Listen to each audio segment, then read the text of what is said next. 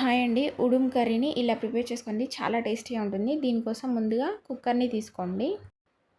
అందులోకి ఆయిల్ వేసుకొని oil heat అయిన తర్వాత పోపు దినుసులు అలాగే కట్ చేసుకున్న ఆనియన్ వేసుకోండి. ఆనియన్ ఫ్రై అవుతున్నప్పుడే ఇందులోకి పసుపు అలాగే బిర్యానీ ఆకు, లవంగాలు, యాలకులు, దాల్చిన చెక్క ఇవన్నీ వేసుకొని ఫ్రై చేసుకోండి. ఇప్పుడు ఇందులోకి అల్లం వెల్లుల్లి పేస్ట్ని యాడ్ చేసుకోండి. అలాగే క్లీన్ చేసి పెట్టుకున్న ఉడుముని కూడా ఇందులో వేసుకొని మంచిగా మిక్స్ చేసుకోండి. బాగా కలుపుకొని మగ్గనివ్వండి. ఇది కాస్తంత ఉడికాక ఇందులోకి కారం అలాగే ఉప్పును వేసుకొని మంచిగా కలుపుకోండి.